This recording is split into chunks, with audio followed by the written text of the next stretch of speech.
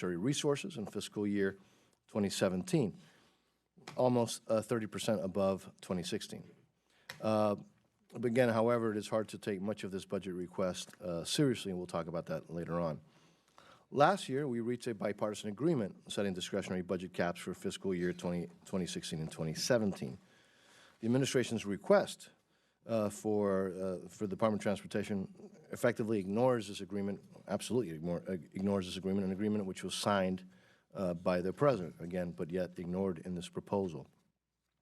Mr. Secretary, first, your proposal is $17.9 billion in new spending for DOT, called the 21st Century Clean Transportation Program. This proposal includes no details, no legislative language, and not much more than, frankly, wishful thinking. The administration proposes to pay for this proposal mostly with new energy taxes. I don't expect that you will see any serious support for new taxes or, frankly, new mandatory spending from this body. Second is a more, frankly, serious violation of the letter and the spirit of our bipartisan agreement. The proposal proposes taking $4.3 billion of discretionary programs funded in 2016 and somehow magically shifting those programs to the mandatory side of the ledger. Then you propose increasing these programs to $7.4 billion. So the budget also uses rescission gimmicks to hide another $2.4 billion in additional spending. So all told, this budget request exceeds the FYI 2017 budget cap signed by the President by almost $10 billion, $9.8 billion.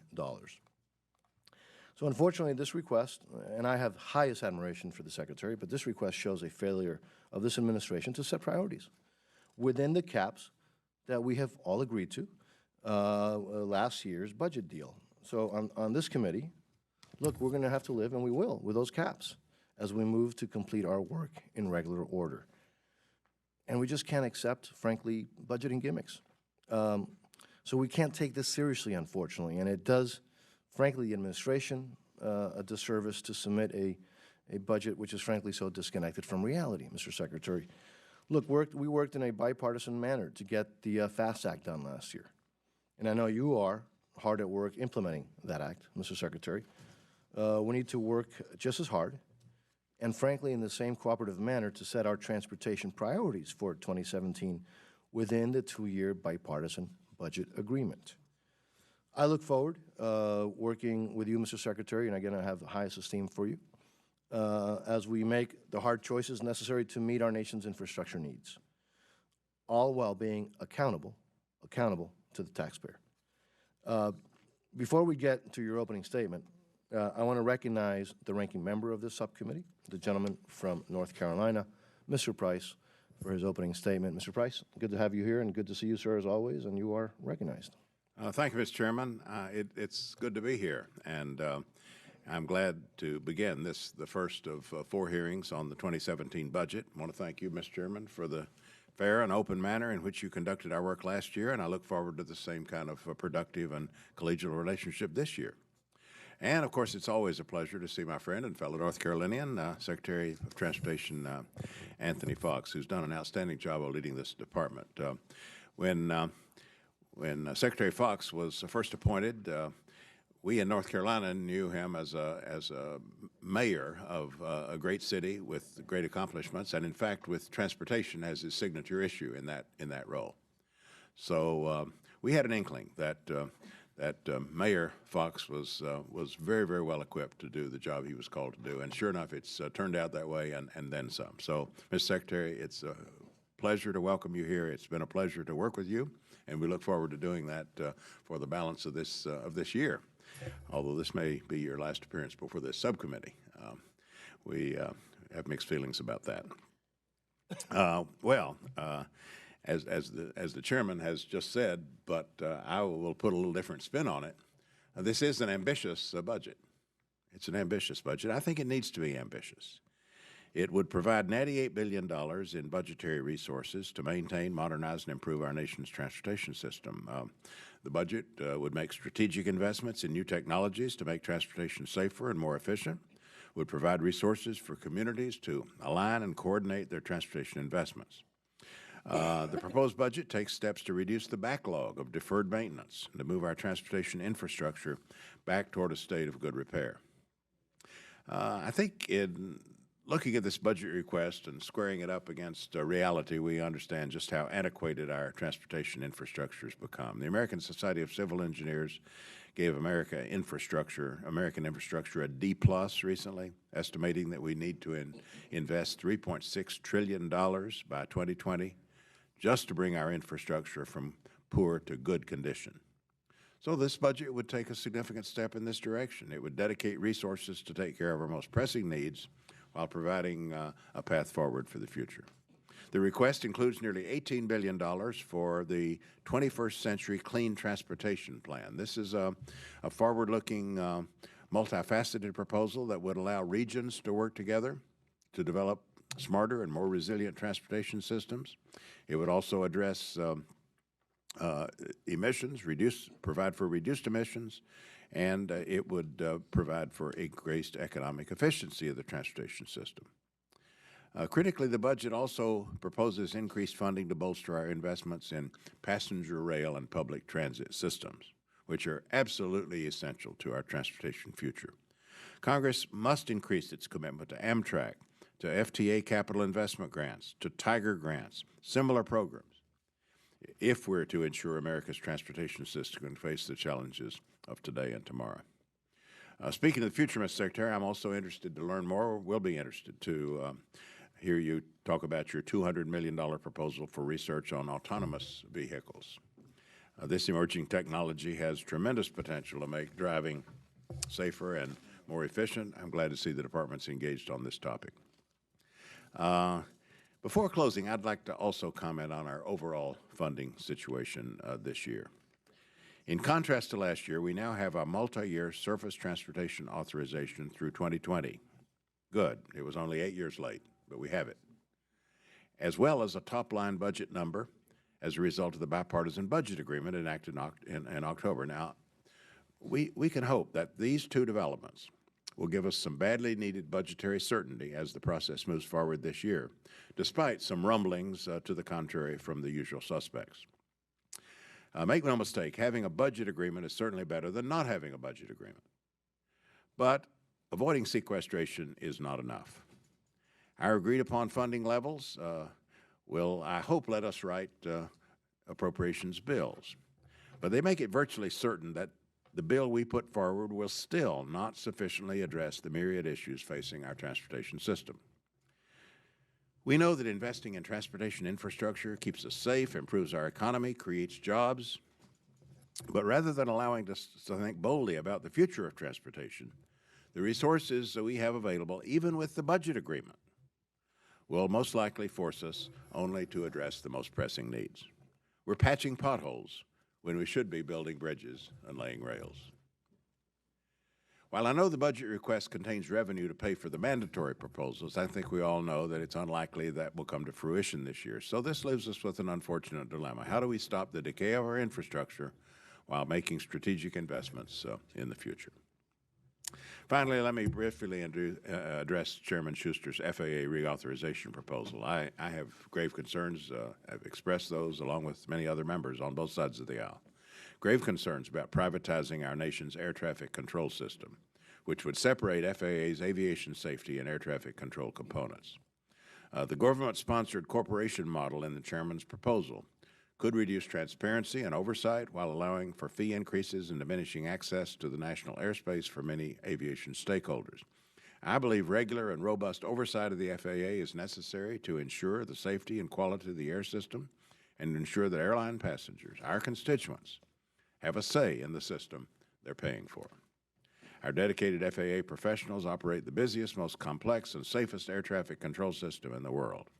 I'm committed to reforms that would improve the safety and the efficiency of the system, but we can't sacrifice accountability and transparency.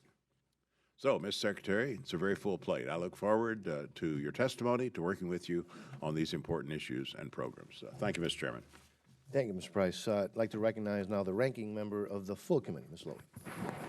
Well, thank you very much, Mr. Chairman. And it is certainly a delight for me to welcome our outstanding Secretary Foxx before the subcommittee today. I truly want to thank you for your service. You have been so attentive to all the members of not just this committee, but of this Congress. And we have so much more work to do. And I'm sorry that there's just a limited time, but you never know. You never know.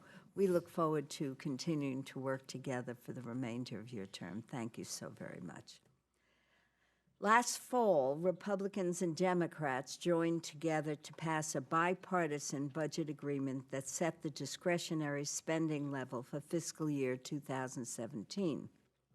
Unfortunately, some in the majority are intent on turning their backs on that agreement, further constraining your department's ability to fully implement the initiatives contained in the recently passed Surface Transportation Bill. I know that Chairman Rogers is anxious to move the appropriations process forward through a regular order agreement, which I support. Today, our nation faces significant challenges to our transportation infrastructure, and the Department of Transportation's budget is forward-thinking, would prioritize investments in our nation's changing infrastructure needs, improve efficiency and effectiveness of our transportation system, and foster economic growth. The budget builds on the FAST Act, which seems to make critical investments that would enhance our nation's crumbling infrastructure. As we work to deliver the funds to rebuild and update American infrastructure, we must be mindful of the critical role that the Department of Transportation plays with regard to safety. For example, the tragic grade crossing crash in my district last year underscores that we must enlist a multifaceted approach, eliminating grade crossings where we can, developing new technologies that will identify obstructions, educating drivers, and ensuring that the Federal Railroad Administration has a robust inspection staff to identify hazardous crossings. Finally, I would like to say a word about the efforts to privatize our nation's air traffic control system. Mr. Secretary, I am sure you are aware that Chairman Rogers, Chairman Diaz-Balart, as well as Ranking Member Mr. Price and I have expressed strong concerns about these privatization efforts based on our commitment to protecting the public interest and public investment in this critical asset that is so essential to our economy. Every day, a dedicated and highly skilled controller and technician workforce safely manages thousands of flights and maintains round-the-clock operation of the world's most complicated air traffic and navigational network. We value the dedicated men and women who serve as air traffic controllers, technicians, safety inspectors, and aviation professionals. They are critical to ensuring the safety of our nation's aviation system and should not be beholden to a board controlled by aviation industry stakeholders who have an undeniable interest in improving their own bottom line. The quality and scope of the United States Air Traffic Control Program are unmatched by any other country. We must continue to make improvements to the technology and operations of the system, but in my judgment, it would be a major mistake to undermine the funding model and oversight that makes our air traffic control system the best in the world. I hope we can work together to ensure that the United States remains the global leader in aviation. Welcome again. I look forward to your testimony. Thank you, Mr. Chairman. Thank you, Ms. Lowy.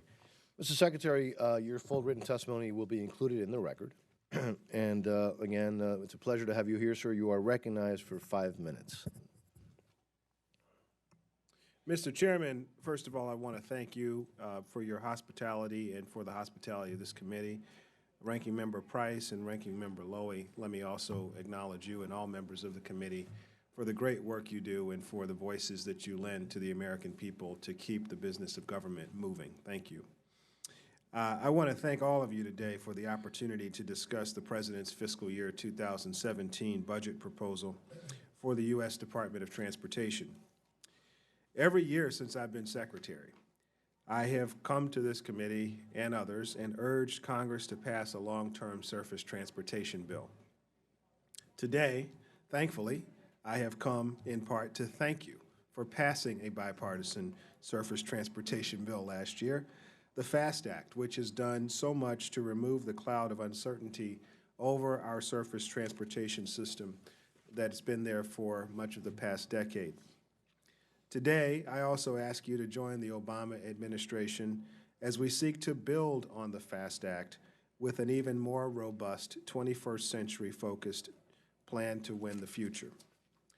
For fiscal year 2017, the President's plan includes $98 billion in transportation investments, a significant increase over FAST Act levels to support advancements in safety, repairing and replacing infrastructure, and driving forward innovation and emerging technologies that can help us move faster, more efficiently, and safer in the future.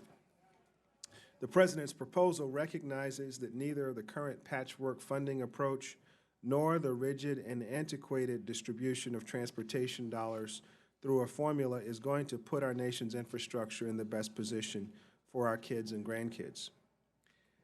As the long, tortured debate about how to put together a long-term surface transportation bill has shown, transportation bills are no longer layups.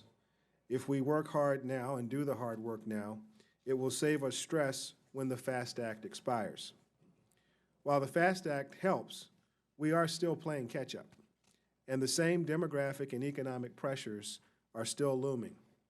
Our survey of future challenges, beyond traffic, tells us that we'll be stuck in even worse traffic tomorrow than we have today. After all, we have 70 million more people we're expecting in this country by 2045, creating even more demand on our transportation system. Freight volumes are increasing by 45% over that same horizon, including 65% more trucks on the road. And more of the population is concentrating around what social scientists and other observers call megaregions. These are not just urban centers. These are suburban areas and rural areas that are tied together as communities of economic interest. In short, our funding and funding distribution models for America's transportation system are rearview mirrors, and the massive demographic and economic pressures are front windshields. With the FAST Act's passage, Congress should rethink our strategy, and the President's budget offers a pathway for the future. Specifically, the President's request contains a request for a new clean transportation plan.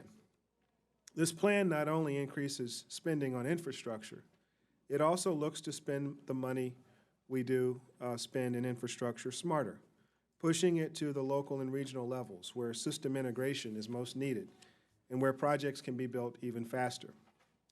That's why the President recommends a series of innovative new grant programs that advance a 21st century regions approach with an average annual budget of $10 billion over the life of the plan. Also included is nearly $20 billion for transit to address the needs of fast-growing communities, and more than $6 billion a year for high-performance passenger rail. Finally, the Clean Transportation Plan includes funding to help us prepare for the future by providing nearly $4 billion over the next 10 years in research to support the integration of new transportation technologies such as autonomous vehicles. The President's fiscal year 2017 budget request also requests nearly $16 billion for the Federal Aviation Administration, including $1 billion for next-gen investments.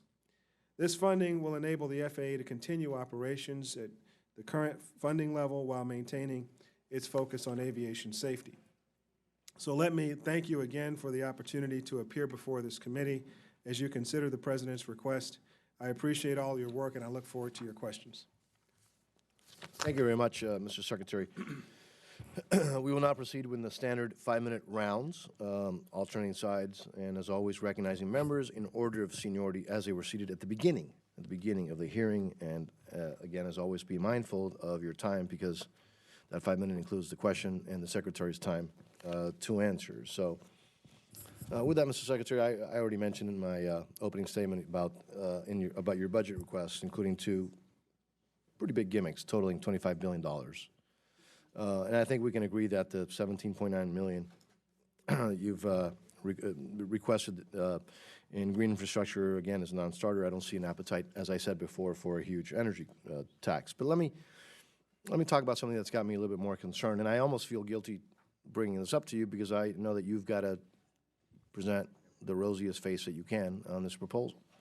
And I have the highest respect and admiration for it. And I look forward to working with you, by the way, in a very detailed manner. I really do. But the greatest concern is a shift of $4.3 billion funded, which was funded in 2016 discretionary programs to the mandatory side, and then increasing those programs to $7.4 billion. Major programs like Tiger, Amtrak, FTA, and vehicle safety, all of those would be off the books. Now that's really especially obnoxious this year, given the fact, as we all know, that we're working under a 2-year bipartisan agreement that sets the top line. That was, again, agreed to by all of us, and including the President, signed by the President. We're going to have to work with, and we're committed to working with the limits of the budget agreement. So really two first questions, Mr. Secretary. Are there any substantive reasons to shift these programs to mandatory side other than creating more room elsewhere in the budget for more spending? And if so, what are those? And then if you had to fund these programs that you're now, in your proposal, shifting to mandatory, within the discretionary budget authority, as we're going to have to do, would you imagine that there would be potentially different funding levels for these programs?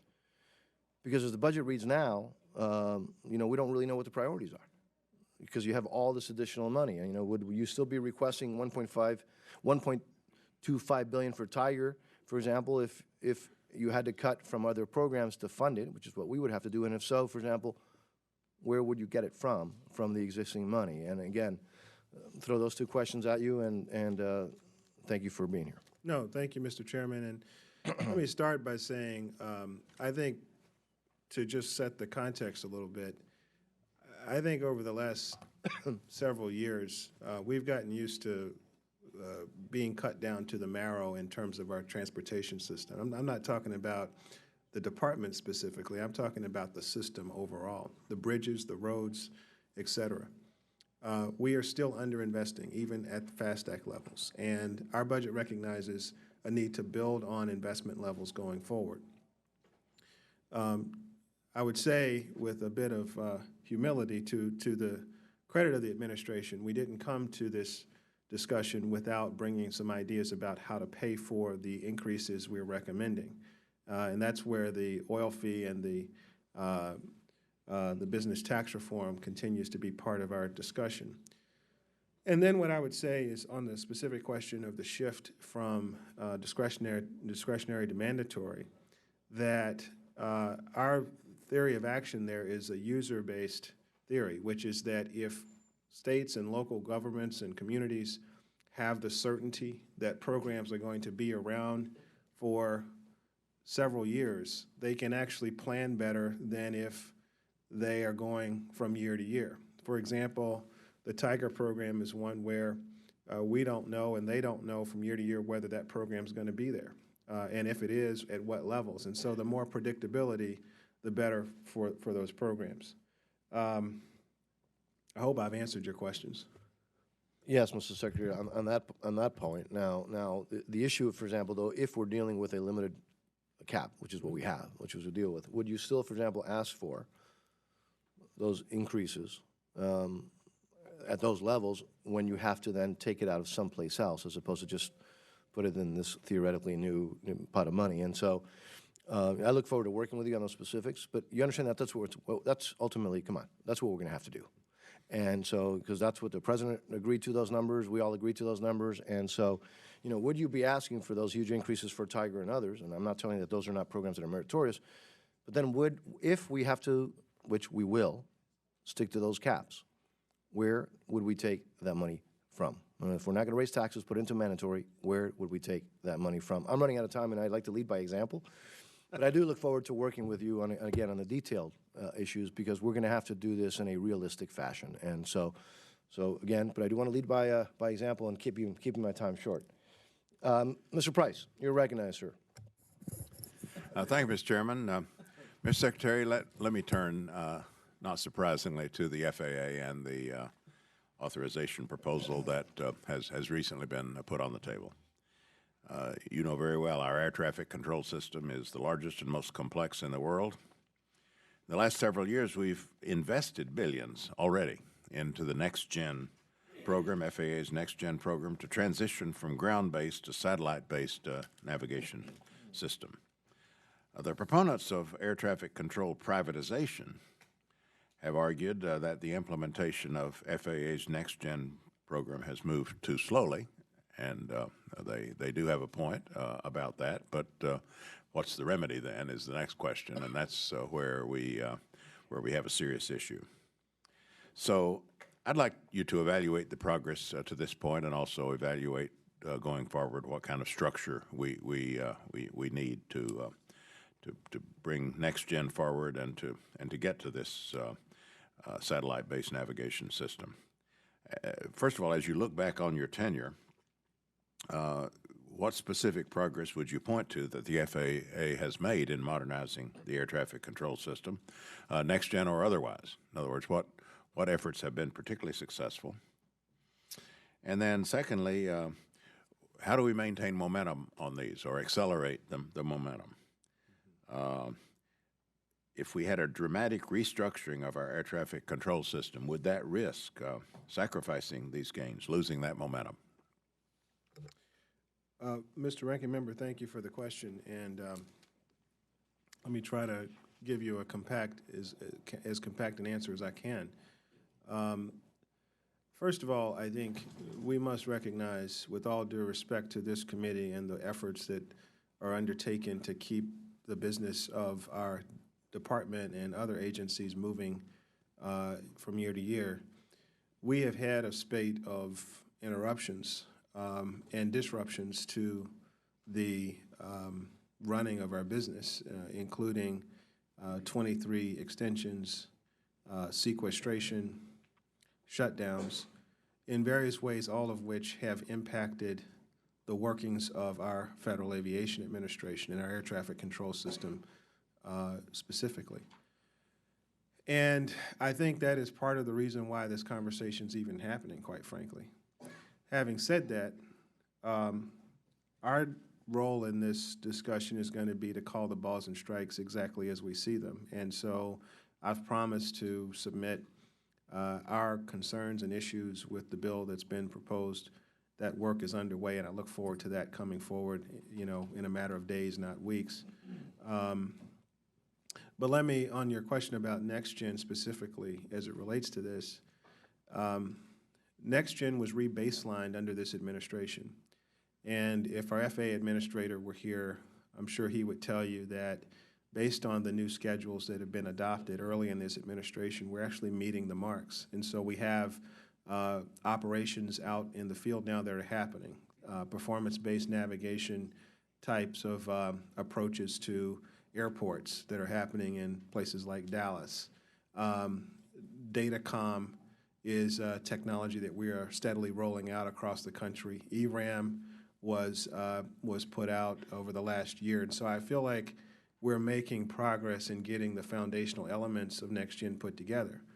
I would also say that this is an area where I think Congress has basically created a different structure for FAA in terms of managing the human resources and procurement for the FAA differently than we have for other agencies. And I think that one of the things that potentially could help us going forward is to have reconsideration of some of the autonomies that the FAA was given back in 1995 to help add some redundancy to the management structure.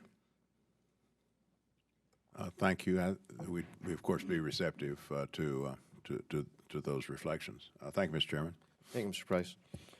We are Privilege and honor to be joined by the chairman of the full committee, Mr. Rogers. Mr. Rogers, Chairman Rogers, you are recognized. Thank you, sir. Thank you, Mr. Chairman. Appreciate that. Thanks for the courtesy.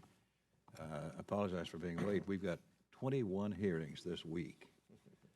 We had four secretaries today. We've got another 4 tomorrow, plus other people. So I apologize for coming in and going. Ms. Secretary, thank you for your time here today, especially. No doubt you've been busy since the passage of FAST Act late last year. That multi-year authorization bill was sorely needed, obviously, to help your agency as well as your partners at the state and local levels to implement long-term transportation planning that is so critical to the nation's economic health. I appreciate you being here with us to answer questions on your request. As you know, last year Congress reached an agreement with the White House setting discretionary budget caps for fiscal 16 and 17. It was a bipartisan agreement which the President signed. It's disappointing, not surprising, that President Obama's last budget request essentially tears that agreement to shreds, circumventing the statutory cap on spending with billions of dollars proposed on the mandatory side of the ledger. Perhaps nowhere is that more apparent than in the request for the Department of Transportation. Overall, you've requested $98 billion in total resources for the year compared to fiscal 16's enacted level of $76 billion, from 76 to 98. There's nobody in this room who questions the importance of transportation funding to our nation's economy, but this request constitutes nearly a 30% increase in just 1 year. More importantly, the request shifts $4.3 billion from discretionary accounts to mandatory funding in order to avoid the agreed-upon budget caps. These are critical programs like Tiger grants, rail, transit. We both know that these figures and budget gimmicks are unrealistic. It only serves to make the job of this committee more difficult and eventually you and your department. To the contrary, the committee's worked hard to responsibly reduce discretionary spending and make our government work more efficiently, and we've been fairly successful. Over the last 5 years, we've actually cut $190 billion off of discretionary spending. So people say, yay, that's great, you're cutting the deficit. The problem is the mandatory side, which is zooming like a rocket. Now mandatories take up almost 3/4 of all federal spending. We only appropriated 30% of federal spending, including the discretionary part of your budget. Mandatory spending, largely outside the purview of this committee, or any other committee for that matter, now accounts for some 2/3 of federal spending. And the administration refuses to acknowledge or much less tackle that problem. I was also disappointed to see an outgrowth of new programs proposed in your request. Not only have you prioritized $17.9 billion for a new clean transportation program, but the budget includes no legislative language and few details related to that program. There are also a number of new programs in the Office of the Secretary, which I believe are irresponsible when critical infrastructure is crumbling around the country. Now is not the time to focus on pet projects or feathering a nest.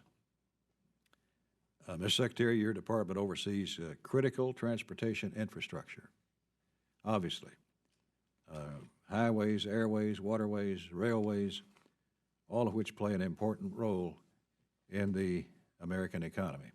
So we look forward to hearing from you today, and I appreciate you being here. Thank you. Thank you, Mr. Chairman. Thank you very much, Mr. Chairman, for being here, particularly with your pretty crazy schedule today, Mr. Chairman. We'll proceed with now Mr. Young.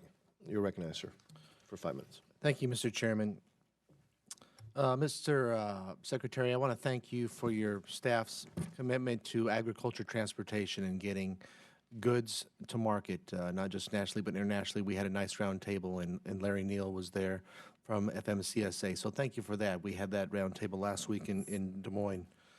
One issue that was brought up during that roundtable was the United Nations International Maritime Organization's requirement of shippers to verify the weight of cargo and containers before being loaded onto vessels. Are you familiar with this issue? Yes. There's a lot of concerns that folks have in Iowa regarding that and around the country, from the commodity groups to rail, truckers. Concerns are major delays may hurt competitiveness. Can the U.S. not abide by this requirement, and what would it take? Because I understand that there's a time date of, I believe it's July, regarding this for us to become compliant to and start being under. Is that your understanding? I'd have to come back with more information for the exact date. But I think in general, we are very interested in working with the state of Iowa and other communities to assure that our port infrastructure, our inland waterways are working very well for commerce, because we're going to need them going forward.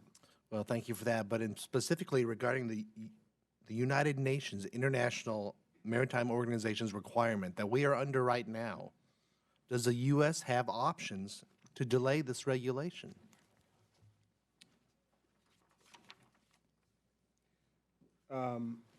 This actually is a matter that actually falls under the Coast Guard. Okay, and where is the Coast Guard? Federal Maritime Commission. That's under the Department of Homeland Security.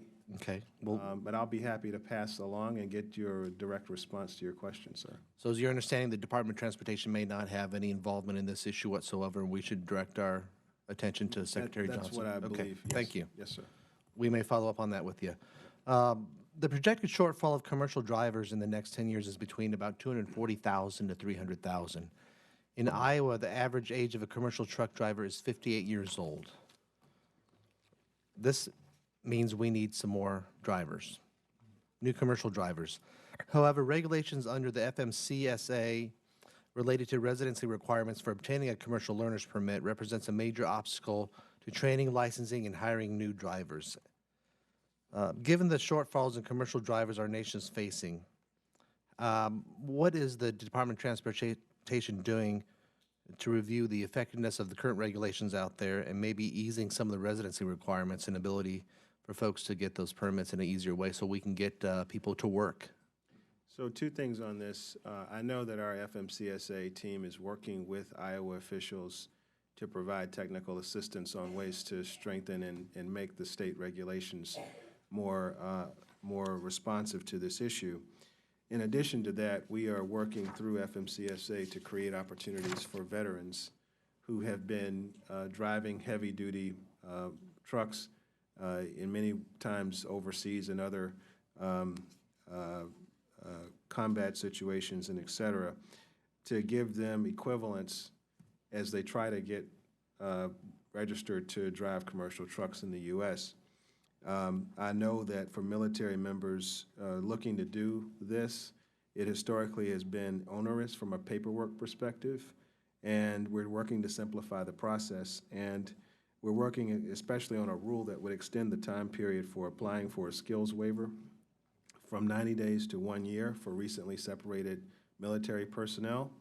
And we're also looking to allow active duty personnel to apply and test for CDLs in the states where they're stationed. So we are trying to open the aperture there while we're working specifically on the issues that we know Iowa has. Okay, well, I appreciate that, but I think if you really look at the residency requirements, if we can have a continued dialogue on that, we can get a lot more folks to work. One last thing, the President's budget provides for investments in new technologies in a 21st century clean transportation plan. Specifically, $10.5 billion is being requested to improve these transit systems, including $3.6 billion to expand the development, access, and use of public transit. Now, we have many urban areas that have some great innovative ideas and new technology, and they're being very progressive with their urban transportation plans. But when it takes about an average of 3 years for rules and regulations to catch up with some of these things, it seems like the innovations and technologies are far outpacing the finalization of rules and regulations. So urban areas such as Des Moines and other urban areas, they feel like their hands are tied. and they want to move ahead with progressive develop plans, but it seems like the Department of Transportation rules and regulations, they're being hindered. How can you work better with these urban areas so we can really have a 21st century transit plan with maybe not having to spend $10.5 billion, but the ideas that are right there on the ground already? And Mr. Secretary, I'm going to ask you to be brief on that. I would love to give a longer answer, but I'll try to be brief. The demand for transit is going to be much more significant in the future than it is even today, and so the budget reflects that reality. If there are places where you're getting gummed up by our agency, I would ask you to just reach out to me directly, and I'll try to clear the way as best I can. I'd be glad to have a further conversation with you and the folks in Des Moines regarding this. Mr. Chairman, I apologize for going over. That's right. Good questions. Let me now recognize again the ranking member of the full committee, Ms. Lowy. Thank you, Mr. Chairman. Mr. Secretary, I introduced legislation supporting further development of the driver alcohol detection system for safety called DADS, which will produce technology to identify drunk drivers, prevent them from getting on the road. And last June, I joined hundreds of drunk driving victims and supporters, as well as members of your leadership team at DOT headquarters to celebrate advancements in the program. At the ceremony, your Deputy Secretary, Victor Mendez, was very enthusiastic and said we need to do it faster. NHTSA Administrator Rosekin has also demonstrated strong support for DAD's advancements. Will you provide us with an update of this vitally important program, which has the promise of saving thousands of lives annually in light of the action by Congress in the FAST Act to continue it through FY 2020? And I'm particularly interested in knowing of plans to accelerate the development of this technology, including the possibility of applying more resources from the department and from NHTSA's partner in these efforts, such as leading auto manufacturers. Could you tell us what's happening with the program? Well, first of all, thank you so much for your leadership in pushing this. This technology, we believe, will be game-changing in reducing drunk driving risks to the public. We plan to continue working to accelerate the research on this to make it usable. And in fact, in fiscal year 2017, NHTSA plans to focus on the critical components of the breath-based and touch-based sensors that are necessary to implement this technology so that they're ready for in-vehicle use. And we also hope to initiate a pilot field operational trial for both sensors in the fiscal year 2017 year. We feel like this technology is very close to being ready for prime time, and we want to put the last finishing touches on our research to ensure that that's the case. Thank you. Actually, I sat in one of those cars, and it's very exciting, so I appreciate your work. I guess I have time for another one, crude one.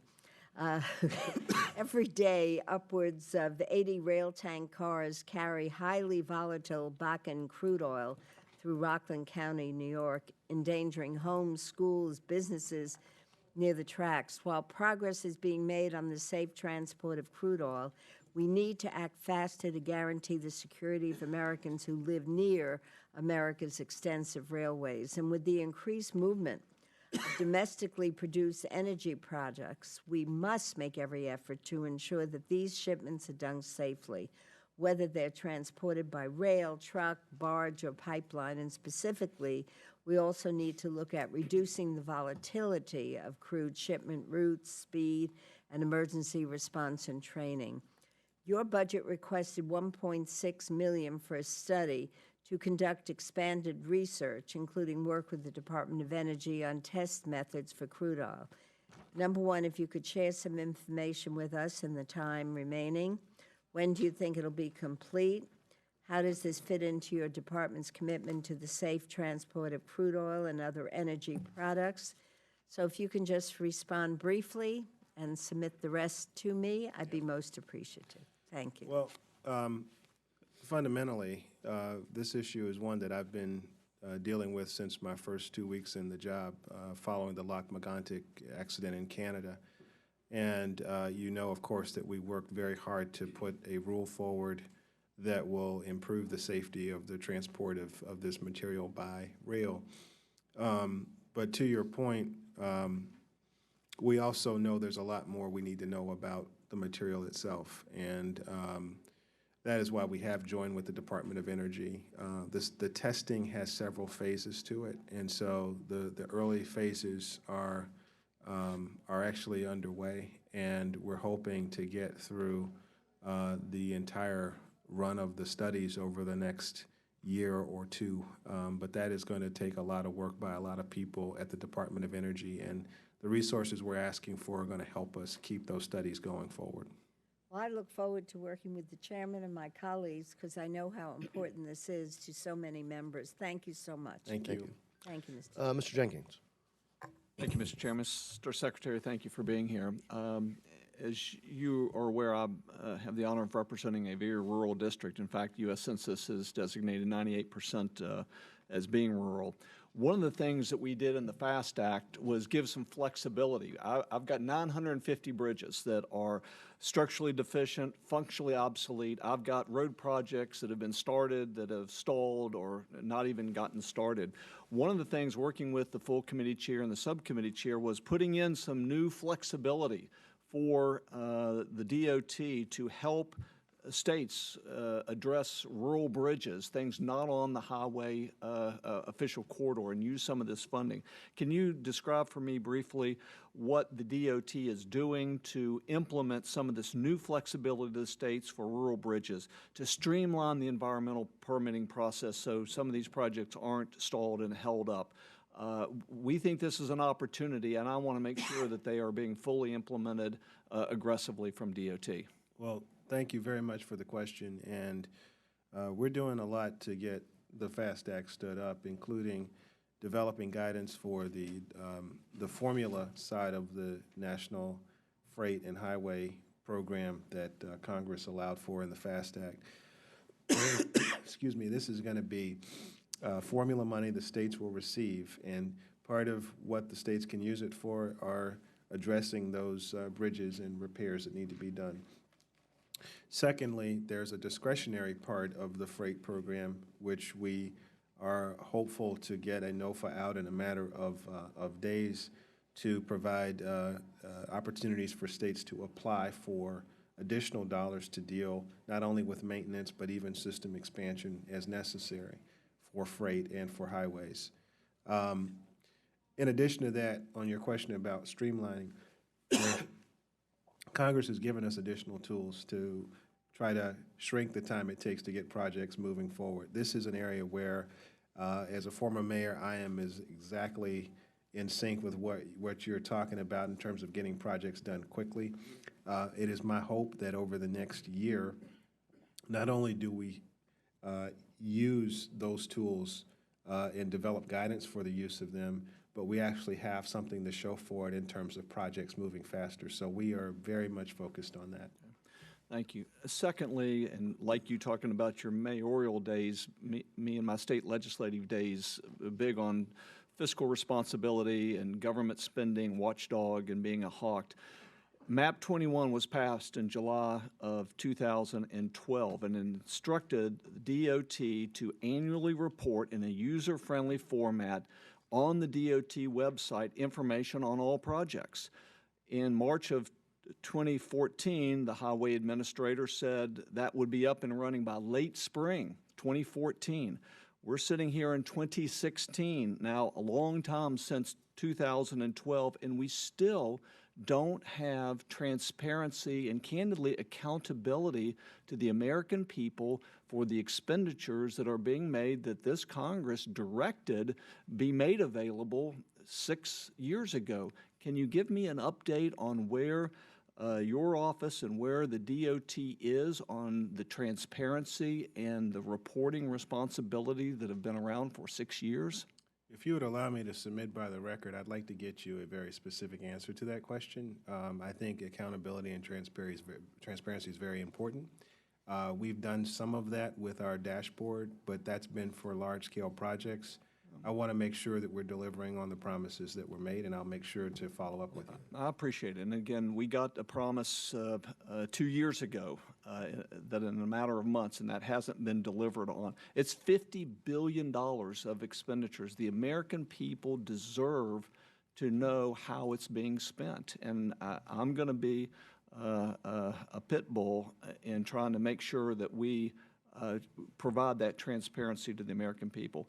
My last question is, one of the things that the FAST Act did is reauthorize Appalachia Regional Commission for the next 5 years. We also, with the chairman's strong support, Chairman Rogers, thank you, and our subcommittee chair, one of the things is to allow some new collaboration with ARC and to have some flexibility for these national highway freight programs and other things. Can you tell me what you are doing with this new reauthorization and flexibility of collaboration with ARC? Well, again, a lot of our programs work based on what the region needs from DOT.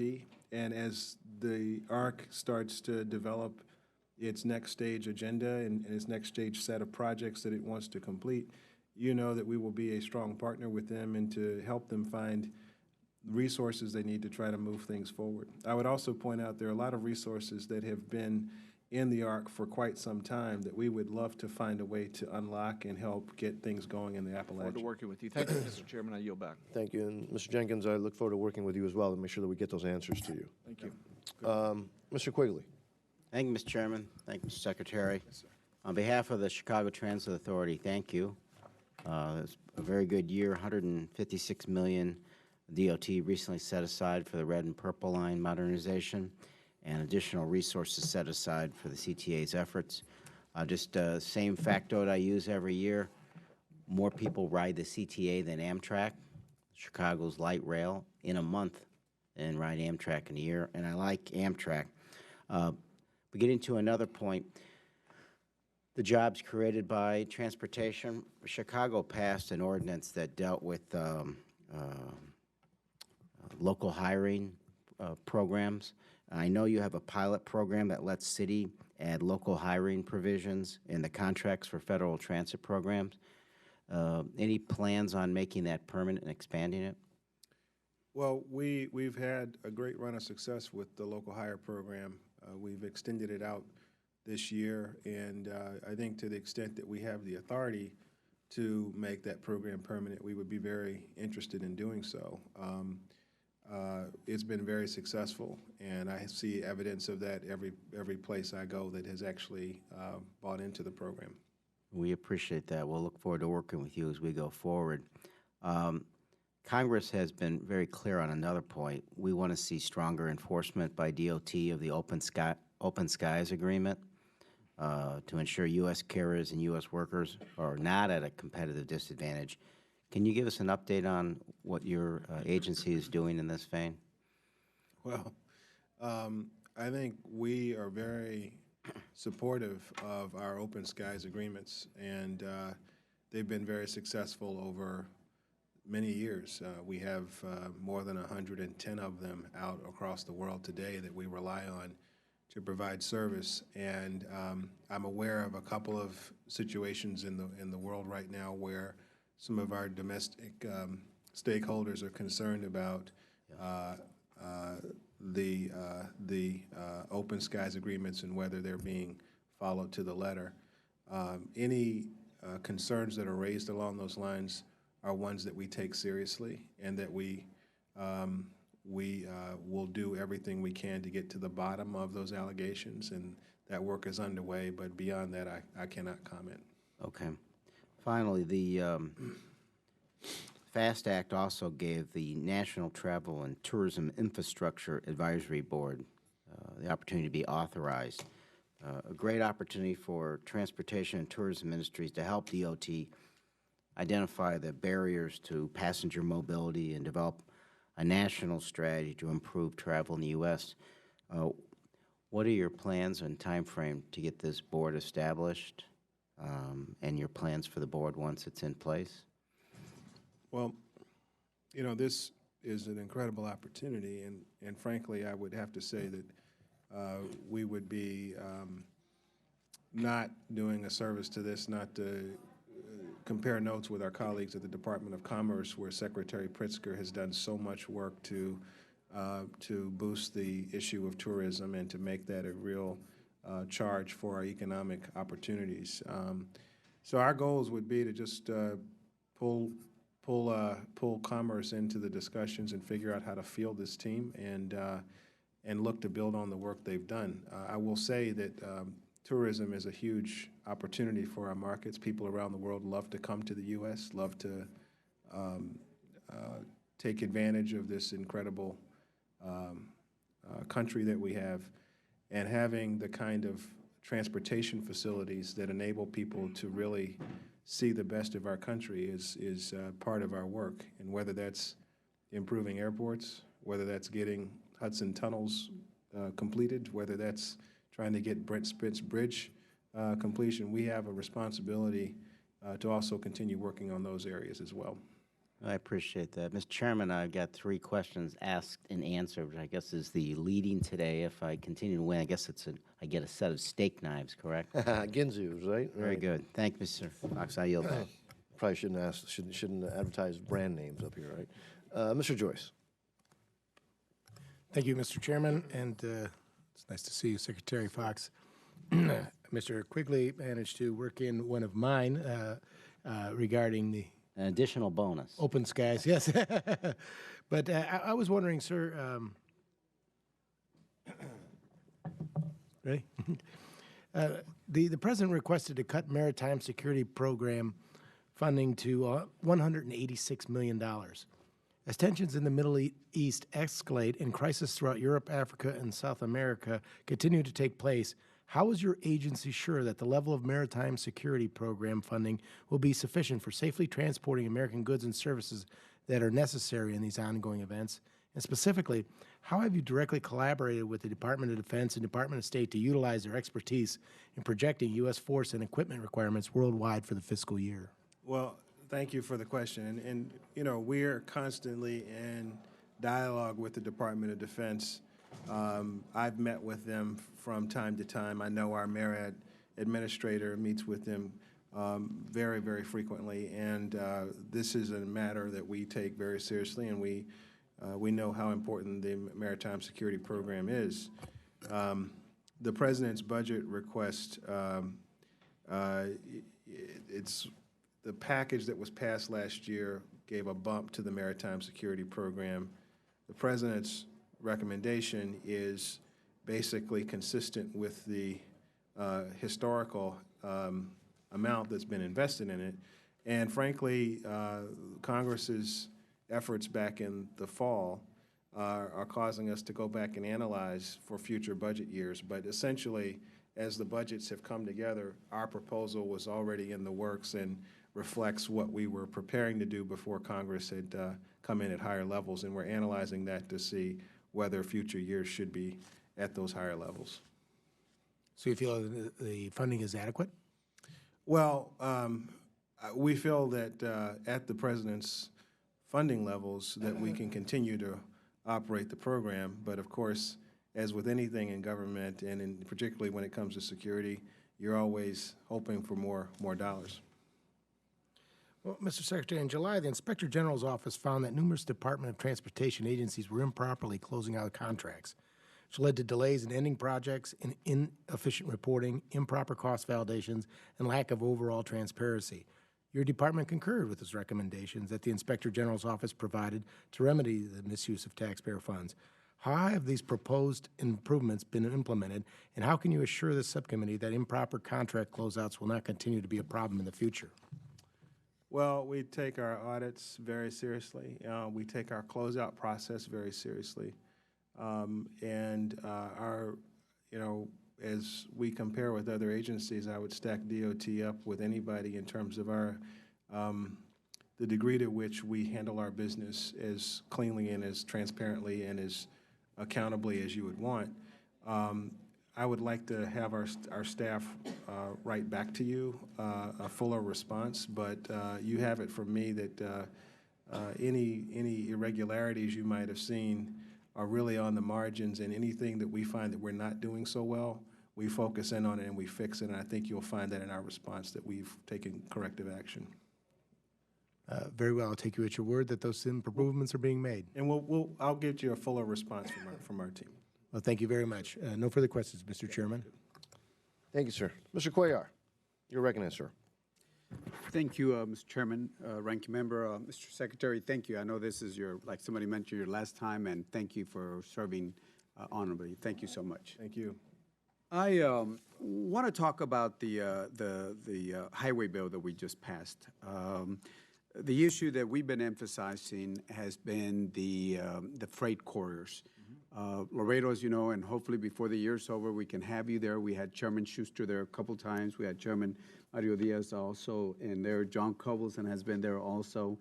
And as you know, Laredo, besides LA and New York, Laredo's the third largest port, largest inland port.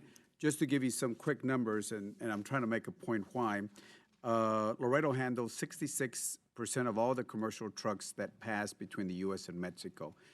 That's 3.8 million trucks a year, and if you put the trucks, line them up, they'll go around the world twice on that. 79,000 buses a year and about a little bit over 8,000 trains a year also. The freight corridor was important to us because, as you know, for a while they didn't cover the freight corridor. And now that it's been extended to cover 41,000, it will cover now the port of entry. My question is, given this large numbers that I just gave you, how do we ensure that a place, freight corridor I-35 between Laredo and San Antonio, and then of course from there it goes on to Dallas and Oklahoma and all the way to Minnesota.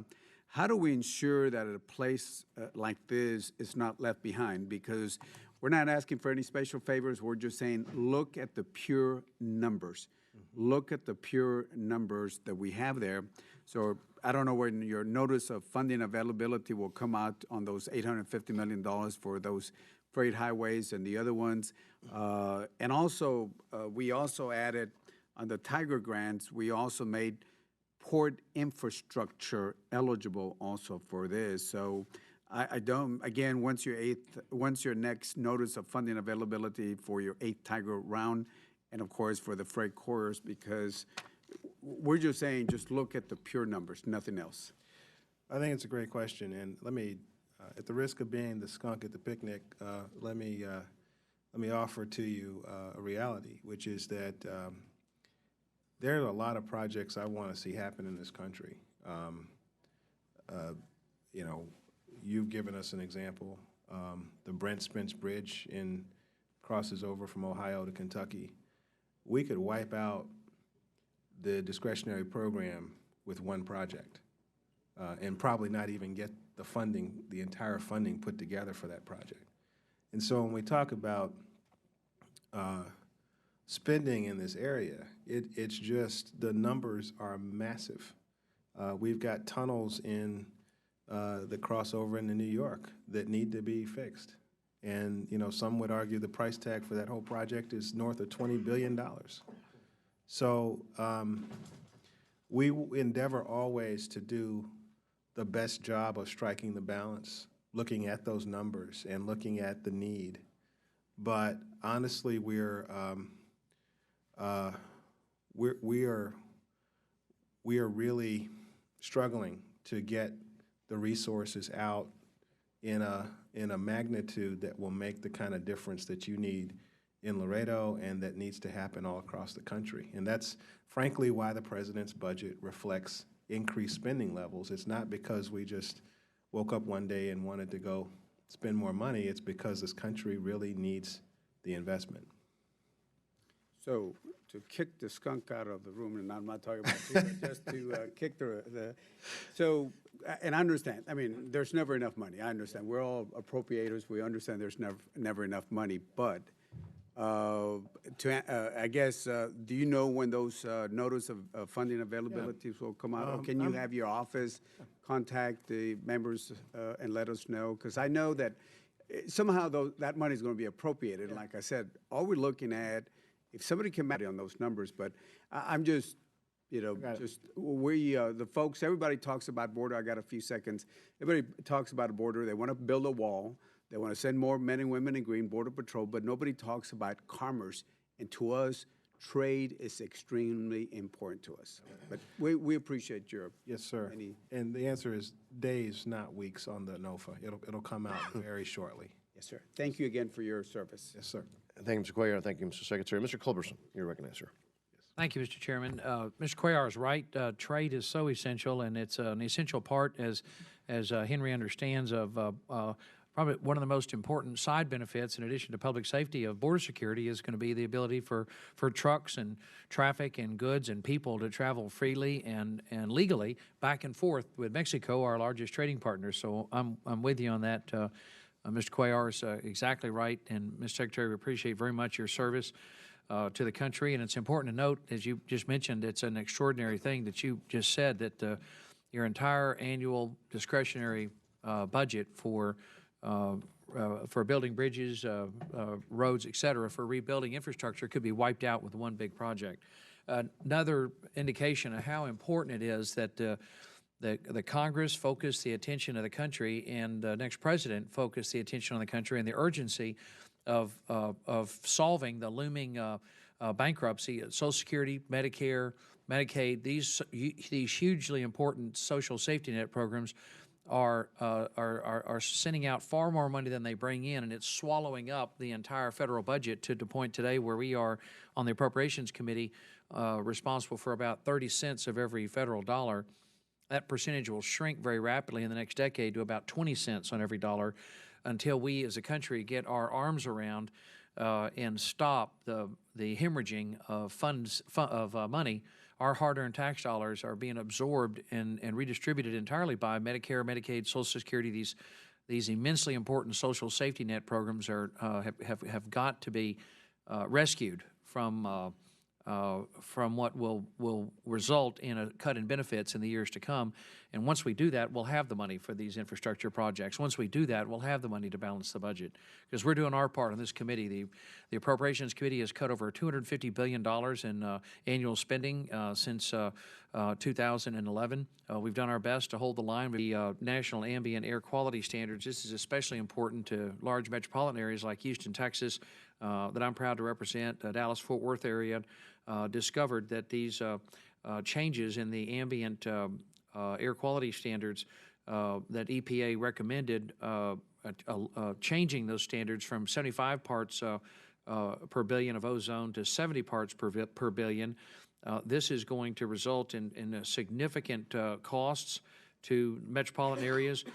Dallas-Fort Worth has experienced over $55 million in delays in transportation projects. Houston's experienced over $12 million in delays, and we estimate dramatic costs to metropolitan areas for this very small change. This from 75 parts per billion to 70 parts per billion.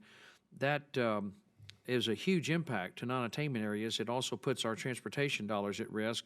I just wanted to ask how much consultation did the EPA have with you and your office when they made this change in the ambient air quality standard from 75 to 70 parts per billion? Yeah, I believe there was probably some conversation between staff folks at a staff level, but these decisions EPA makes based on their assessment of the air quality, and it doesn't necessarily follow that they consult with me about some of these things. So you don't recall exactly? There wasn't much consultation. I don't recall, and I would also say that as a mayor, I was actually subject to some of these requirements, and I know exactly what kind of consternation it causes. That's part of the reason why the President's Clean Transportation Plan makes sense, is because we're trying to offer up ways for communities to invest in cleaner forms of transportation. But it's equally important, Mr. Chairman, the Secretary just confirmed there's very little consultation. The EPA didn't really sound like they didn't consult much at all with the Department of Transportation when they came up with these new standards, because that, of course, has a huge impact on transportation projects. huge impact on metropolitan areas, making them subject to losing transportation dollars. I just think it's very unfortunate when EPA comes out with these new rules, they don't consult with the agency that is going to have to bear the brunt of this. Further yet example of why EPA is so out of control. We appreciate your testimony, Mr. Secretary. Thank you, Mr. Culberson. Mr. Ryan, you're recognized, sir. Thank you, Mr. Chairman. I was a little bit disappointed Mr. Joyce didn't get the call on me. I was kind of hoping we'd be empowered to do that. Mr. Joyce, can you please take care of the Recognize the gentleman. here? We would love to recognize the distinguished gentleman from Ohio, Congressman Ryan. Thank you. Well done. No offense, Mr. Chairman, but that was a hell of a lot better than you did. Not much. Anyway. Yeah. No. It's all right. It's a long process, sir. Secretary Foxx, thank you so much for being here. I want to hit a couple points that have been brought up today, and I appreciate your frank statement a minute or two ago about, bad metaphor, but there's no gas in the tank. I mean, we want to fund these projects, but there's no juice there, and I think that's a huge problem. Gentleman from Texas mentioned the entitlement issue.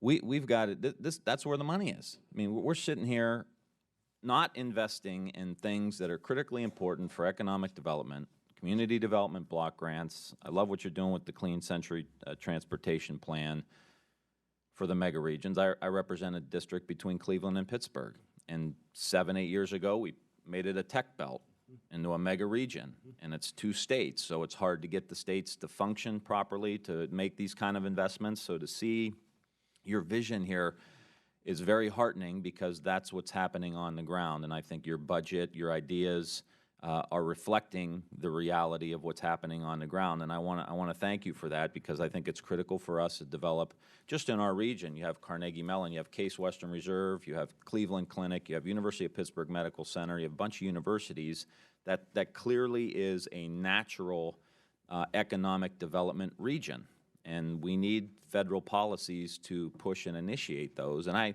say this sometimes at the full committee. It doesn't necessarily fit here, but it does.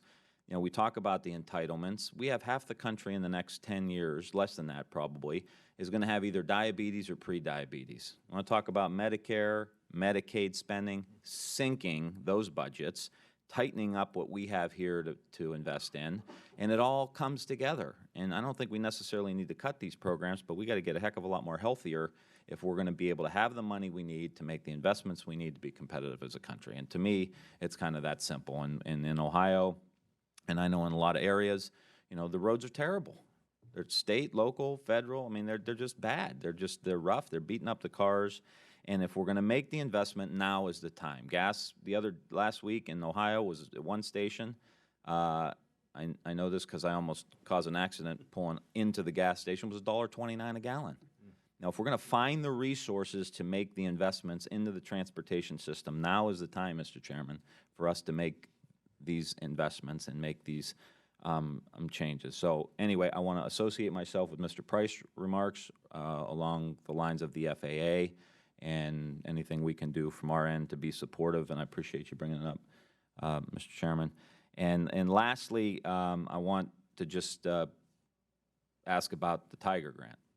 Clearly, another opportunity for us to make some investments in transformational projects that can take communities to the next level. We had one in Ohio. End of the day, it was $20 million. Now we're dealing with 50 new businesses, almost 1,000 construction jobs, and between 700 and 800 new permanent jobs from one $20 million federal investment. That's the kind of thing we're talking about. That's the responsibility of government. We're not here to have the argument, does government work or not work? We need to make it work. And quite frankly, I'm impressed with what you've put forward here, because I think these are the kind of things that are going to make it work. So can you talk for a second about Tiger and how you see these livable city initiatives all kind of fitting together in this budget? Thank you very much, and I appreciate your comments.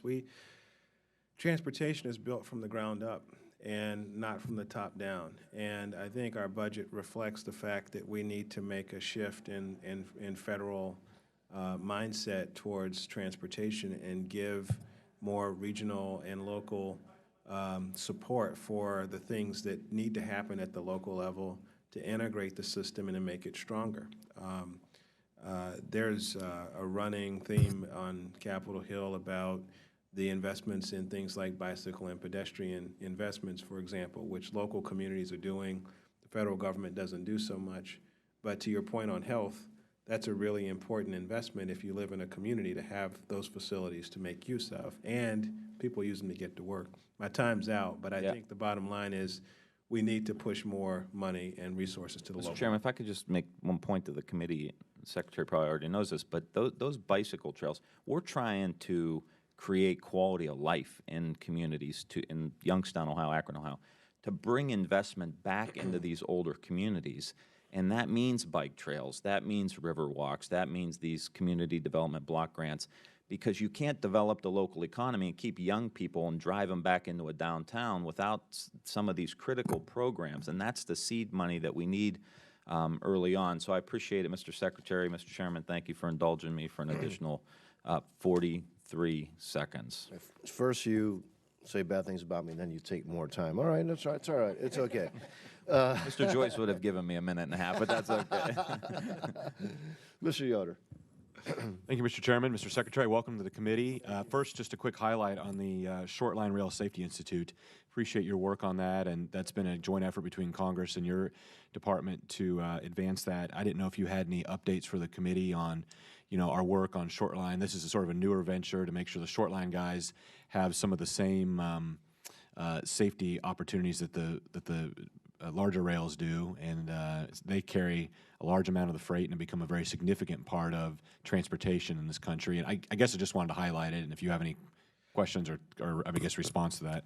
None other than one thing I do want to commend Congress on is helping us create more flexibility in the use of RIF funds so that short lines can better access them, and we're working to implement those flexibilities. But we are always looking forward to working with industries like the short line rail companies and as well as with Congress to get things in a safer footing. Appreciate your focus on safety and your leadership there. I wanted to turn your attention to some of the new provisions that are coming forward on oral fluid testing.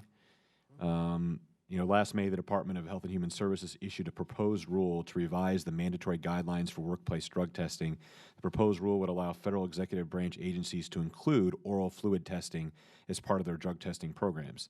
The DOT, as you know, is required to follow these guidelines in developing drug testing programs for regulated industries, including the trucking, airline, railway industries, among others. I understand DOT is in discussions with HHS, and the proposed mandatory guidelines for oral fluid drug testing may be at a standstill at this point. I guess, can you tell us what the status is of those ongoing discussions with HHS, and when do you expect that these proposed guidelines will be made final? Frankly, I'm not as familiar with that issue. Let me get back to you. Let me do some research, and I'll reach back out to you following the hearing, if that's okay. Yeah, I would appreciate that. Thank you. Next, I'd like to turn your attention to back to the budget proposal specifically related to the gas tax increase proposed by the administration. I look to I hearken back to the comments the president made a few years ago when he said, quote, "In an economy that relies so heavily on oil, rising prices at the pump affect everybody. Businesses see rising prices at the pump hurting their bottom line. Families feel the pinch when they fill up their tanks. And for Americans that are already struggling to get by, a hike in gas prices really makes their lives much harder. It hurts. If you're somebody that works in a relatively low-wage job and you've got to commute to work, it takes up a big chunk of your income. You may not be able to buy as many groceries. You may have to cut back on medicines in order to fill up the gas tank. So this is something everybody is affected by." Then he later said every time the price of a barrel of oil on the world market rises by $10, a gallon of gas goes up by about 25 cents. Now, a few years down the road, the president and effectively your department is proposing a 30% tax on each U.S. barrel of oil, since oil is hovering around 30%. We know a lot of the small independent oil folks are going under, going bankrupt, and I've had people tell me in Kansas that to them, this is almost just an intentional kicking them when they're down to throw a $10 tax on this economy when it's already in a troubling spot. So not only from the independent oil producer side, but from the working families in my district and my colleagues on both sides of the aisle, their district, our constituents are not claiming for a 25% gas tax increase. And I guess, why do we feel like this is the time to make it harder on families to buy medicine, to buy groceries? Is it because the gas prices are lower, they won't notice it? Or why is the president's logic of just a few years ago regarding how bad and sort of aggressive that tax increase would be, why has that changed in your perspective? Well, I think the president recognizes that these same families that you and I both and he are also concerned with are paying an invisible tax today. The tax of a car running over a pothole and the axle breaking, and now they've got to go pay for a huge repair or new tires or what have you. And these costs are being visited on by every American family. So the idea is that if we make an investment in creating better conditions on our roadways and creating more options for people to travel that are perhaps lower cost, that we can actually lower the overall impact on people's lives and create more mobility in the process. But that's not really a new concern. I mean, that's been a concern I'm assuming the administration's had for many years, this committee has had, and we are all working. I mean, that's your top priority each day is to make sure we have, smooth surface transportation. It just seems to be, given the status of the oil markets and where many of these companies are, it comes at a really time. And people tell you, they're saying this feel like they're kicking us while we're down. And in addition, it's still pretty hard on a lot of working families. So I guess I just don't understand why this moment in the president's final budget submission, something so striking as this tax to come forward. And I guess I would be remiss if I didn't express those concerns to you, sir, while you're here before the committee. If I might, just very quickly, I think it reflects the fact that to pay for the system we need, we have a lot of bad choices. And I don't think anybody would say that the oil fee that we've proposed is something everybody is running to do. But if we don't do something and don't have a conversation about that now, 5 years from now when the FAST Act expires, we'll be exactly where we've been over the last 8 or 9 years, which is fumbling around trying to figure out how to pay for the system we know we need. Appreciate your testimony, Mr. Secretary. Thank you. Full circle to the gentleman from Florida, Mr. Jolly. Thank you, Mr. Chairman. Mr. Secretary, why do Tiger Grant awards go to a disproportionately larger number of Democratic districts than Republican districts? I disagree with that premise. I've heard the criticism from time to time, and, for example, the last round of Tiger, we had almost 40% of those dollars go into rural areas, many of which are not Democratic areas. And I don't exactly know how people slice and dice the arguments about Democratic versus Republican because, although I don't know, my guess is we're pretty equal in terms of governors, pretty equal in terms of U.S. senators. I think there are a lot of ways you could slice and dice that, but we really try to look at the projects on their own terms and not to play political favorites with them. So obviously I'm going to disagree with you on this, and it's a serious matter of oversight for this committee. So in a study of 3 or 4 year fiscal years, 63% went to Democratic districts, 37% went to Republican districts. That's at a time when there were 50 more Republican districts in the country than there were Democratic districts. Now, on its face, I might accept your argument, except for the GAO study that also reported to Congress that 43 projects approved by the department were advanced with lower technical ratings than 22 more highly rated projects, and that was done without proper documentation by the department. In response to that GAO report, are you aware of changes that have been made or additional requirements you've put in place for your department? Well, I think that study was done, the GAO study you're talking about was done 2 or 3 years ago. Right, it was 20 months ago, it was May of 2014, and my question is what you have done in response to those concerns. Yeah, I'd be happy to answer the question. Okay. We have actually made changes, and some of those changes have made it difficult for us to be as geographically diverse as we would like to be. For example, one of the changes is putting in the NOFA last time that the cost-benefit analysis that we do would be outcome determinative. And because of that cost-benefit analysis, a state like Florida didn't get a Tiger Grant because we didn't have a cost-beneficial project out of Florida. So we are playing it by the book, and I think even if you talk to GAO today, the reforms we've made in the Tiger program are ones that they themselves believe have made a difference. Have you had more incidents of accepting applications after the published deadline?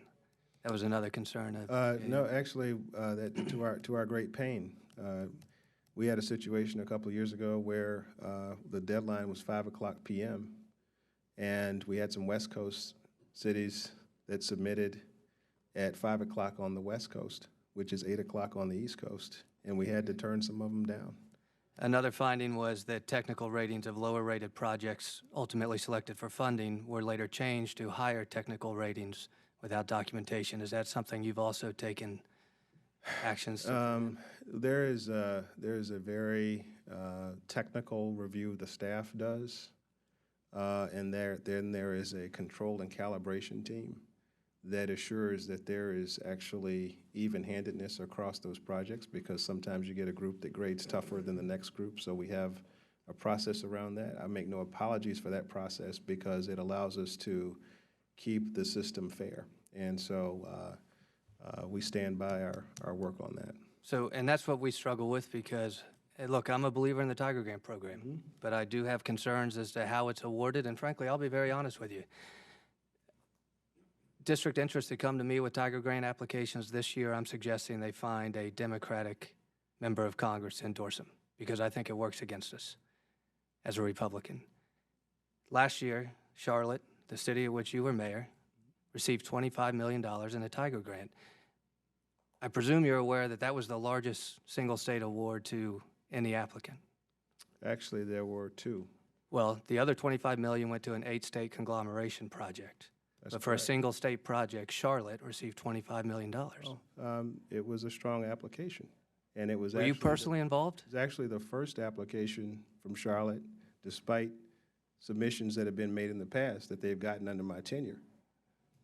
Were you personally involved in?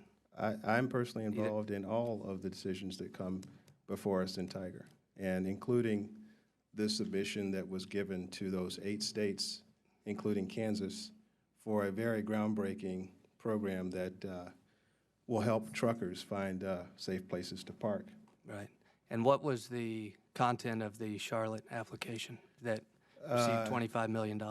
It was a station, a train station, very consistent with investments we've made in other parts of the country. Okay. Thank you. Mr. Chairman, I yield back. Thank you.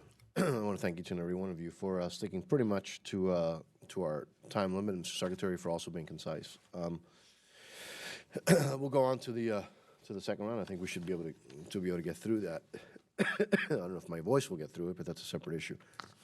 Mr. Secretary, the purpose of the American Recovery and Reinvestment Act, the stimulus bill, was to stimulate the economy by finding what were deemed as shovel-ready projects at the time. And the California high-speed rail project received $2.55 billion from now, I'm not sure if this project was actually accurately classified as shovel-ready because not a lot of shovels have been moving since then. But those funds, those ARRA funds, those stimulus funds must be outlaid, must leave the Treasury by October 1st, 2017, or they expire. And again, it seems California has not spent a lot of this money yet. How much of that $2.55 billion has California high-speed rail project actually outlaid? Well, first of all, let me say that we are working with all of the ARRA projects to ensure that they meet their obligation, including the California high-speed rail project. I'm searching here to see the direct answer to your question, which is not here, so I'll have to get back to you. But let me say this. We've been working directly with California on ensuring that they get their spend down accomplished by the September 30th, 2017 deadline. And we maintain our confidence that that will happen. Mr. Secretary, staff now is just telling me that less than $950 million has been actually outlaid, and that's a significant portion of the funds that remain unspent, despite a tapered match construct. So, you know, we're actually now down to the wire. I'm not sure how California. Again, they've spent less than $950 million over all these years, less than 950, and you know, I'm not quite sure how they're going to be able to do it in the time that they have, but what happens if they expire? What happens if, what will DOT do if in fact the money is not spent by the deadline? And how are we going to make sure that, by the way, it's just not thrown out the door just to get it out without, you know, making sure that it's well done? No, we wouldn't want the money to be just thrown out. Right. And I believe the statute says that the money has to be returned back to the Treasury if it's not spent. But in these large projects, oftentimes what happens is the planning efforts take substantial time, and the spend down can actually occur at a much faster clip as project obligations begin to come online. And my sense is that's what's going to happen in the California project. The California's draft financing plan says that the project will pursue additional federal funding. And it notes that other projects receive greater than 50% federal funds and indicates that states, that voters in California expect a 1/3 federal match. Now, this is a single project in a single state. So what do we say to other rail projects that are waiting for funding? If that's the case, what do we say to other rail projects that are waiting for funding? I'm sorry, can you repeat the question? Yeah, in other words, you know, they're supposed to receive, I guess, what, 50% from the federal government in future years? Here's my question. Where's the money? In other words, I don't see any way that the federal, at least the federal portion of it, that money is going to be there. So again, where is that? Well, look, I think to their credit, California has invested heavily in state resources to support the overall high-speed rail program. Our focus right now is in making sure this first phase gets done in a fashion that we can all be proud of, and frankly, the obligations are met by the deadline. As the future goes forward, there are a lot of options, but we want California to stay focused on getting this first phase done. And I have a number of other questions, but again, leading by example on time. Mr. Price. Well, Mr. Secretary, I'm happy to give you a chance to talk about a Recovery Act project that not only was shovel-ready, but has had a huge economic impact, a success story. And I'd like you to talk about any of those you'd like to talk about, because your budget does have $3.7 billion in mandatory spending for renewed investment in rail service. And that's includes $1.5 billion to develop high-performance passenger rail networks. Now, it's possible to say renewed because of these Recovery Act investments. Congress provided significant funding for high-speed intercity passenger rail service in the Recovery Act, and for that matter, in the fiscal 2010 THUD bill. However, Congress since 2010 has not provided specific targeted funding for high-speed rail. So, can you talk about those high-speed rail investments? I know about one in North Carolina that I regard as highly successful. I'm sure there are others. I wonder if you could just give us some examples and maybe augment that for the record if you wish, because we need to know where things might stand had Congress not abandoned its commitment to sustained investments in high-speed rail, and we need to know where we might go if the rail funding requested in your budget request were to be granted. So, look, the high-speed rail investments that were made in the area between Charlotte and Raleigh, which, by the way, I didn't have any role in, those investments were significant. $500 million to do things like create track separation, grade separations, speeding up the travel time between those two destinations. And I think the early evidence is that as those systems come online, it's making a big difference. People are using it more, and the frequencies are increasing, and it's becoming more usable for people. And adding on top of that, the investments that have been made with the stations along the way, including Union Station in Raleigh, you're seeing the South start to come back alive with rail service in a way that it hadn't had in quite some time. So we're very proud of that. And you look in places like the Midwest in the Illinois area, around Michigan. Those investments are paying off in significant ways. And so we're very proud of those investments, and we look forward to seeing them continue to bear fruit.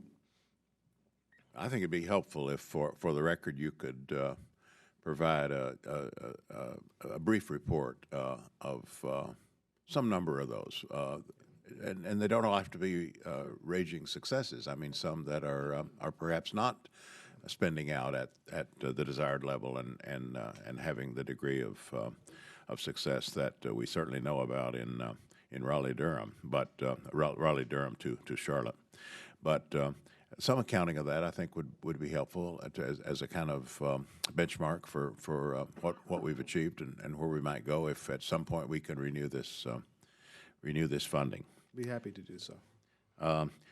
Your budget also includes an important proposal to stand up a Southeast Corridor Rail Commission, similar to the Northeast Commission, which would allow for better coordination of rail investment. And here we're talking, of course, not just about federal investment, but coordinating local, state, other key stakeholders' involvement. So I wonder if you could elaborate on this.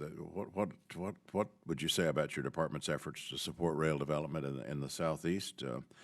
What would be the importance of this new commission in building on these efforts?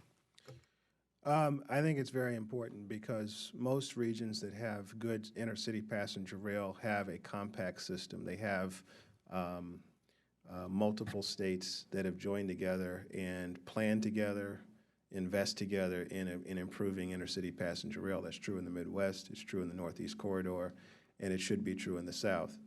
Historically, North Carolina and Virginia have been part of a compact, but it has not included states like South Carolina, Georgia, Alabama, Florida. And we happen to think that if we could encourage those states to come together and be part of a compact and really be a voice for intercity passenger rail in that region, that we will see over the next decades a lot more access and a lot more progress towards getting intercity passenger rail. I think over the longer term, I'd like to see the Northeast Corridor and the Southeast Corridor become an East Coast corridor so that we can really string together a strong intercity passenger system. Sounds very good to me. Thank you, Mr. Chairman. Thank you, Mr. Price. Mr. Cuellar. As one of those Democrats that did not get one of those Tiger grants, and but my memory might fail me, Mr. Chairman. Doesn't? One of the best memories is the chairman that we have here. But let me ask you about the rail. Your folks have been fantastic. If you remember, Mr. Secretary, back about 2 years ago, we brought in some of the Mexican officials to meet with you about, I guess, the first passenger train crossing that we were looking at, set it up, and you sat with us, and we want to thank you for your time. Working with the Texas Department of Transportation, we added some language, report language, asking you or your FRA to help work with the Mexicans so we can align the crossings. And I was just asking, your folks at FRA have been fantastic, and I just want to say, I want to thank them, but just encourage you because we want to have not walls, but we want to have bridges, and whether they're trucks or we're having trains. And I would ask you to just, this passenger train, if we can just have your folks, just encourage them to move faster on that. They've been doing good, number one.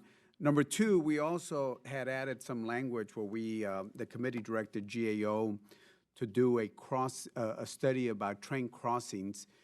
The trains that we have, for example, in the southern part of the United States and northern part, when they come over across a international bridge, then they get stuck in the middle of town and they hold people going to school, to work, et cetera, et cetera. And there was a GAO report, and you all responded, and I want to thank you for that response and just ask you again to have your folks look at that because, again, for us in the border, we want to balance security with the legitimate trade and tourism and retail. And so trucks are not only important to us, but the rail crossings. So one is cargo holding up, and then the other one is getting the Mexicans to work with us and aligning the passenger part of it. So your folks have been doing a great job. I just want to bring that to your attention and just ask you, I look forward to working with you and your folks on these two issues. Thank you. Will do. Thank you, sir. Yes, sir. Thank you. Mr. Secretary, okay, Mr. Secretary, just, I want to hit you up briefly on a couple other little issues, not small issues, but your budget makes claims for better planning at the state and regional level. Establishment of multimodal programs that cut across traditional silos, et cetera, and better, excuse me, regional strategies. But they're only achieved in this budget, in your proposal, by, in essence, this totally unrealistic mandatory spending shift. So here's my question. Can you achieve those goals without new taxes and spending within the framework of what we're going to have to work with, which is the FAST Act and the bipartisan budget agreement? I think you can make some progress, but it would require statutory changes to do, because currently, for our surface programs in particular, much of that program runs through our states, and it's very difficult to imagine a way the department can, within our existing authorities, direct more of those resources to the MPO level, for example, or to local governments. But if Congress were willing to take a look at that, I think that that's one way that can be done within the resources. And do you foresee then language coming forward to in essence, do that? The Grow America Act actually contains some language that would do that, and so we've had that out there for a couple of years. And I'd be happy to engage with you and any ideas you have, or we can work together on. Great. And let me just now switching gears, and you know, I think there's been a lot of questions on the whole FAA reforms, and so I'm not going to touch on that. But you know, there's many argue that the FAA needs dramatic reform to better serve the public and to modernize the airspace. So based on your experience and your time there now, can you potentially identify some possible reforms to the FAA? You know, its organizational structure to make it more to make it a more productive organization. Are there acquisition reforms that could be put in place so that FAA could move more quickly to modernize the national airspace? That's one of the criticisms, obviously, that we always hear. So do you have any ideas as to, other than what the authorizers have proposed, what are some other ideas that you think might be helpful to modernize the FAA and reform the FAA? Yeah, look, I think I'm very fortunate because I have a very strong FAA administrator who's one of our brightest people and a strong leader.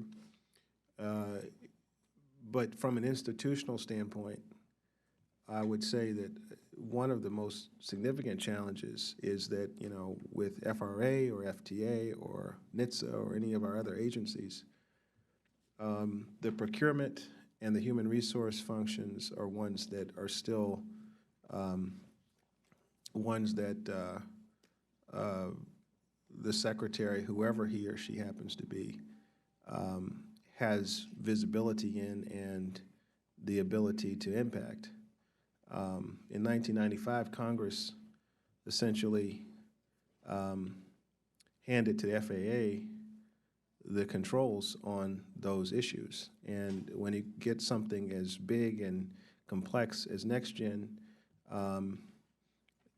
there's not the level of redundant oversight for something like that you would have for another agency. And so I think looking at those issues would be a good place to start. Mr. Price, do you have any further questions?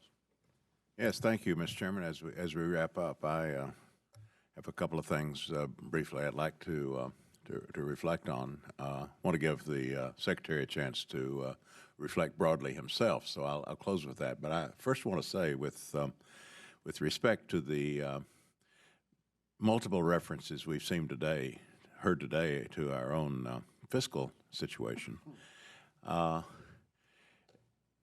we're in a tight spot. There's no question, and this budget submission certainly demonstrates that. It's I think a good solid submission. Its full implementation would require additional resources beyond the 2-year agreement we're working with. I don't think any of us ever thought the 2-year agreement was lavish or even adequate. But it beats sequestration, and therefore we're going to hope that we can keep it in place and write bills that can pass and go forward under the regular order. That's much to be desired, but no one should mistake that process for an adequate process.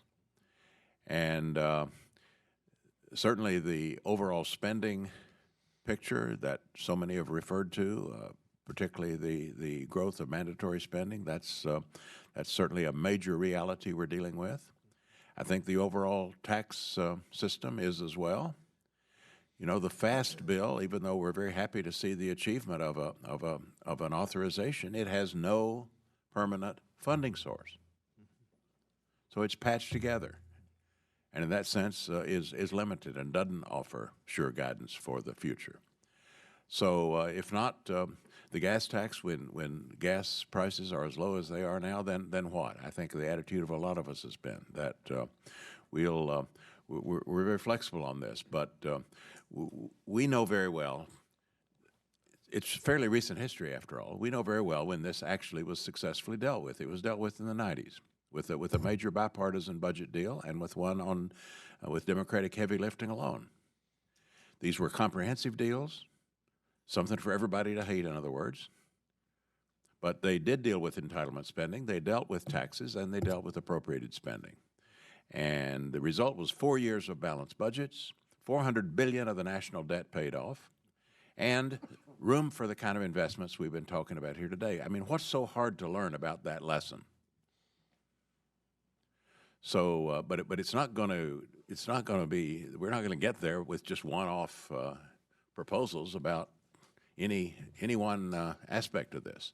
It's got to be comprehensive, and we got to find the political will, and once again the reduced political friction. These were not easy to do, but they're virtually impossible to do now, those kinds of deals, and they call a grand bargain. Well, we're going to have a grand bargain. I fervently hope for such an approach to be brought forth early in the new administration, whatever that new administration looks like. So I've taken most of the time, Mr. Secretary, but I do want to give you the last word here. You, as mayor, we've referred to this. You had a great legacy as mayor in terms of transportation, a light rail system that's a model, the expansion of the international airport.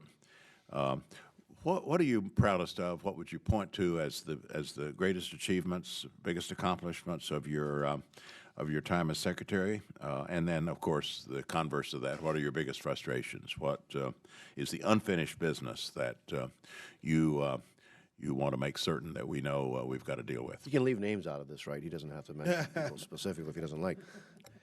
Well, first of all, thank you for the opportunity to answer the question. With 10 more months to go, I hope I don't get too retrospective, because we've got a lot of work still to do. But I would say that we've been working to build the right framework for the country going forward. When the interstate system was developed in the 1950s, it was developed really to connect the country, and it's done a marvelous job of doing that. But we have different challenges today. We have challenges of making all of these different modes of transportation more well integrated. We have demographic pressures I talked about at the beginning.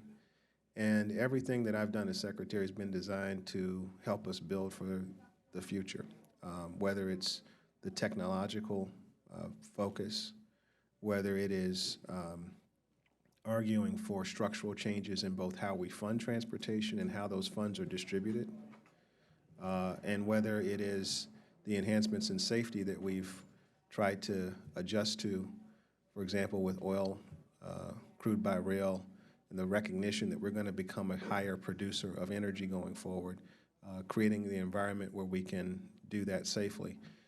These are things that I'm very proud of, and I would say that I've tried to be a builder of bridges, literally and metaphorically. Thank you. I commend you for that statement and for your work as secretary. And we aren't quite closing the curtains yet, obviously. We look forward to these next months when we can work productively together. Thank you, Mr. Chairman. Thank you, Mr. Price. And Mr. Secretary, I look forward to working with you as well. You've got almost a year left. And as you know, this committee will roll up its sleeves.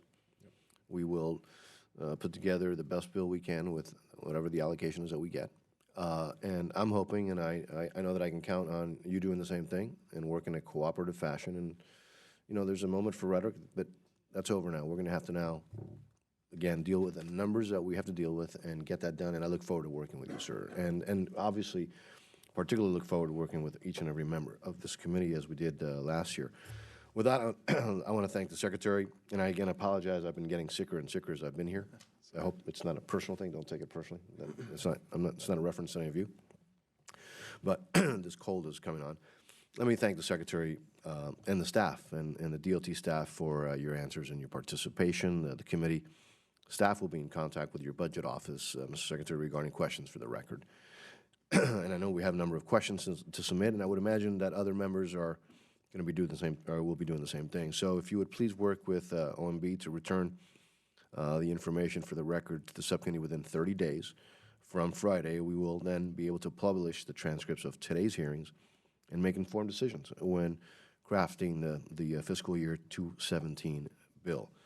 Next Tuesday, we will see the HUD Secretary, and next Wednesday, we will see the administrators of the Federal Aviation Administration and the Federal Railroad Administration. So, Mr. Price, any final comments?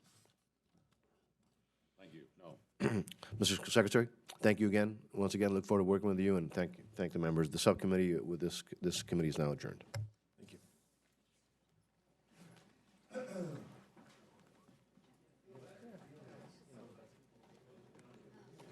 Sorry.